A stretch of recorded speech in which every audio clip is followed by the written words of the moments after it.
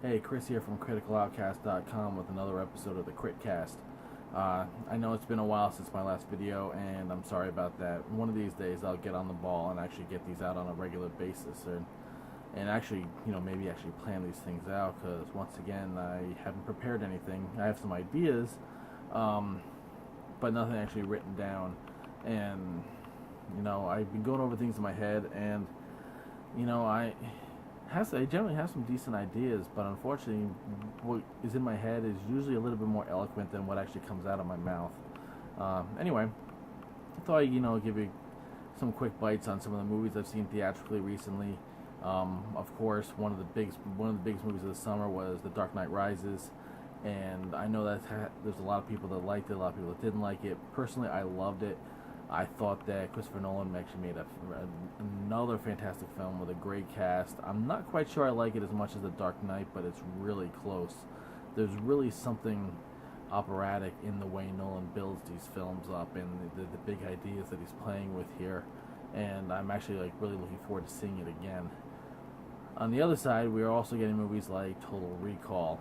The new version, of course, with Colin Farrell and Bryan Cranston, Kate Beckinsale, Jessica Biel. It's got a good cast, but the movie itself really just isn't all that good. It's like they took the original story and added in some of Robert Ludlum's Bourne series and made it look like Minority Report and Blade Runner, while not really bringing much of anything new to the table or really anything to care about.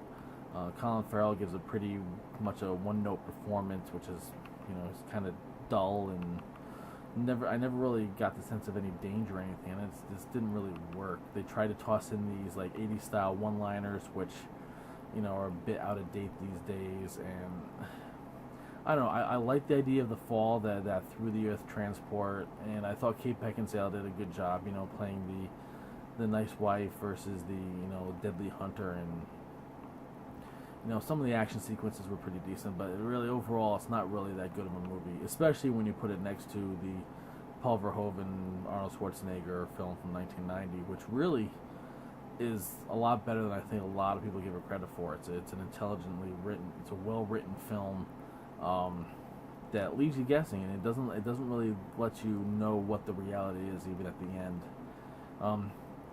On the plus note, there are still other good movies coming out this summer. Like this evening, I saw The Bourne Legacy, which is the first of the Bourne series not to feature Matt Damon, and in his place you have Jeremy Renner playing a new character.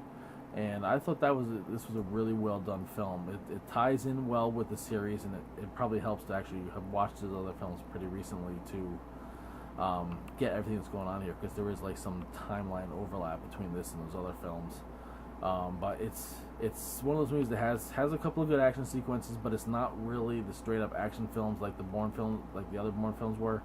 There's more political stuff. There's more stuff about the program that they were involved in, and essentially the legacy of Bourne, what his escape caused, what the aftermath is, and it's really a good film, well worth seeing. Another thing I'd say is I've noticed there's something recently with when I sit in the audience and watch these films in a theater, that I don't really like regular moviegoers. This is a bit of a general statement. I'm not saying I have any problem with any particular audiences or have had any actual real issues with anyone. It's just that I listen to people's reactions to trailers and stuff, and I don't know. I know that I'm probably one of the. I'm not alone on this thought, but I'm also probably on the lesser side of the scale. That I don't understand why more people aren't excited about more genre films. Horror, science fiction, stuff that's other than real world kind of things. Even comedies, and a lot of comedies can fall in with this. And that, to me, it seems like it would take a lot. It takes more imagination, creativity, and just that to create these fantastic worlds and other and I know I'm starting to ramble on a bit here, but I think you understand what I'm trying to say, is that you can explore so many different ideas and emotions and things within the context of these unreal world that I find fascinating. You know, whether it be a big budget film, whether it be a low budget film, and it just got me thinking because you know when I watched these trailers, we saw the trailer for the new Silent Hill film, which is coming out this October, and I think it looks fantastic. It's just one of those movies that, you know, I don't necessarily know if it has any real deep ideas or anything, but it's one of those movies that's visually interesting and just looks really pretty kind of scary. Then there's something like we saw the trailer for Argo, the new Ben Affleck film, which I think looks quite good itself, but at the same time, you know, it's one of those, you know, based on a real story thing. The story's already there, and I'm not trying to take anything away from the difficulty of creating one of those films and making them work, but to me, it's just not quite the same as creating a genre film. I mean, look at some of the films that like Lucio Fulci made, movies like City of the Living Dead or House by the Cemetery or The Beyond. You know, there's something about those movies that takes a bit more of a creative mind and to do something like that. Anyway, let's move along. The big thing I want to talk about this week is a convention I'm going to next week called Monster Mania. You might have seen my post earlier this year when I went to Monster Mania 21, I believe it was the number on that one, with Robert Englund and Kane Hodder. That was a blast, and now we have a new one, Monster Mania 22 in Cherry Hill, New Jersey, next weekend, August 17th to the 19th. And I have to recommend that if you like horror and you have the ability to go, that you get down there and visit this show. You know, it's fantastic. You know, there's all sorts of different vendors selling, you know, artwork and movies and all sorts of, like, you know, horror memorabilia, genre memorabilia. But on top of that, there's also a lot of stars coming. Originally, the show was going to be headlined by Clive Barker, you know, the author behind the Hellbound Heart and director for films like Hellraiser and Lord of Illusions and Nightbreed. And, you know, it's unfortunately he's had some health issues and he had to cancel the show, which is a shame. But you know, health comes first, and I wish him well. I hope that he gets to a point where he can come to a future convention so we can get a chance to meet him. But still, there's a great lineup here.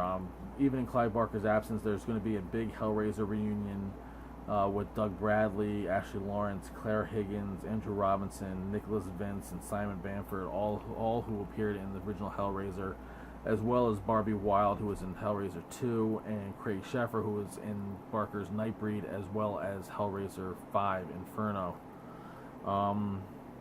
Other stars that we're going to have, there's going to be a big Walking Dead reunion with Jeffrey DeMunn and Emma Bell and Norman Reedus and Steve Yeun, and along with a couple others. Headlining show, we're going to have Carl Weathers doing his first ever U.S. convention, and Jamie Kennedy from the Scream 1, 2, and 3 making his first ever con appearance. Other first-time con appearances are going to have Bradley Gregg from Nightmare on Elm Street Part 3. You're also going to have John Russo's going to be there, who wrote Return of the Living Dead, as well as the original Night of the Living Dead with George Romero. Tom Savini, the amazing special effects artist and character actor, is going to be there.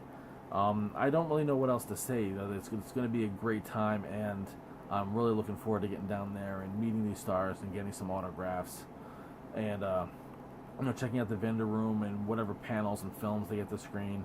You know, it's one of those things that, you know, the whole weekend is just filled with so much stuff and so many people to say hi to and make new friends with, and it's going to be a great time. So if you're into horror and you can get down there, definitely check out the convention at the Crown Plaza in Cherry Hill. You can check them out online at monstermania.net, as well as they also have the Monster Mania Convention Facebook page, where you can see all sorts of discussion and talk about the stars and, you know, how much fun everyone's looking forward to having at this thing. But really, I guess that's really about all I have for now. I hopefully will get, you know, these into some sort of regular rotation, because I do enjoy doing these. I hope that you like seeing them as well. I know I can do more with these and make them better, so hopefully I will figure out how to do that, and not just, you know, think about it. Okay, so in the meantime, you know, make sure you come visit me at criticaloutcast.com and check me out. I got a fan page on Facebook for Critical Outcast. and we'll see you next time.